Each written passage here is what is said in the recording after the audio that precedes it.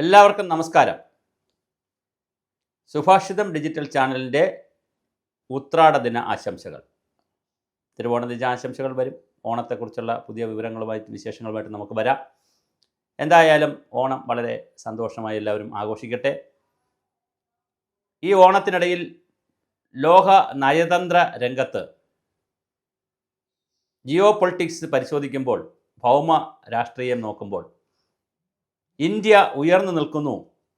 മറ്റെന്നത്തെക്കാളും ഇന്ത്യയുടെ തലയെടുപ്പ് ലോകം അംഗീകരിക്കുന്നു എന്നാണ് US-ൻ്റെ നയതന്ത്ര വിദഗ്ധനായിട്ടുള്ള ന്യൂയോർക്ക് യൂണിവേഴ്സിറ്റിയുടെ പ്രൊഫസർ എഡ്വേർഡ് പ്രൈസ് NIAയോട് പറഞ്ഞ നാഷണൽ ന്യൂസ് ഏജൻസിയോട് പറയുന്നത്. NIAയോട് പറഞ്ഞത് അദ്ദേഹം പറയുന്നതിൻ്റെ കാര്യമുണ്ട്. മോഡി അമേരിക്ക തീരുവ കൂട്ടി, ആദ്യം 25% പിന്നെ 50% വല്ലാതെ ഒരു നാലാംകിട രാജ്യങ്ങളെ അല്ലെങ്കിൽ ഒരു അവികസിത രാജ്യത്തെ കൈകാര്യം ചെയ്യും പോലെ ഇന്ത്യയെ കൈകാര്യം ചെയ്ത് കളയാം എന്ന് വിചാരിച്ചുകൊണ്ട് ഇന്ത്യയോട് ചില നമ്പറുകളൊക്കെ ഡൊണാൾഡ് ട്രംപ് കാണിച്ചു. പക്ഷെ അതേ നാണയത്തിൽ നമ്മൾ തിരിച്ചടിച്ചു. നമ്മൾ മറ്റ് രാജ്യങ്ങളുമായി സഖ്യമുണ്ടാക്കി. 2% 3% എണ്ണ വാങ്ങിച്ചിരുന്ന റഷ്യയിൽ നിന്നുള്ള 40% എണ്ണ വാങ്ങാൻ നമ്മൾ തീരുമാനിച്ചു.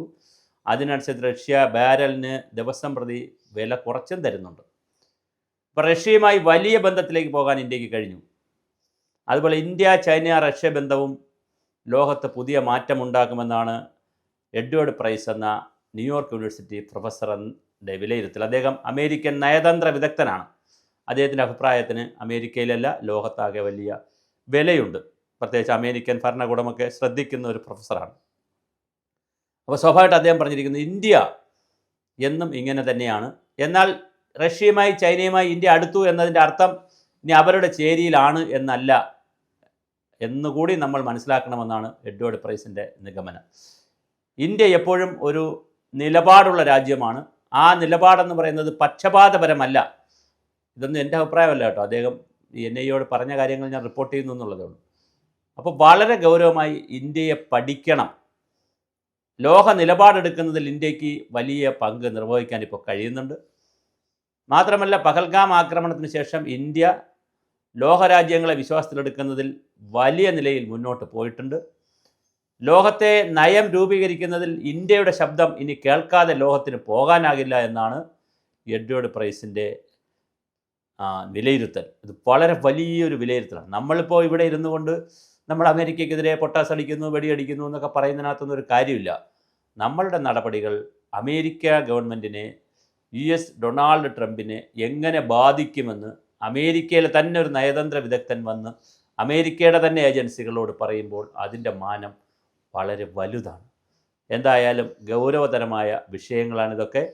തീർച്ചയായും ഇന്ത്യയുടെ ഈ നിലപാട്, പ്രത്യേകിച്ചൊരു പ്രതിസന്ധി വന്നപ്പോൾ ഇന്ത്യ ആഭ്യന്തരമായി പരിഷ്കാരങ്ങൾ ഏർപ്പെടുത്തുന്നു, കൂടുതൽ വിപണന സാധ്യതകൾ ആരായുന്നു, സമഗ്രമായി GST ഒന്നുകൂടി പരിഷ്കരിക്കുന്നു.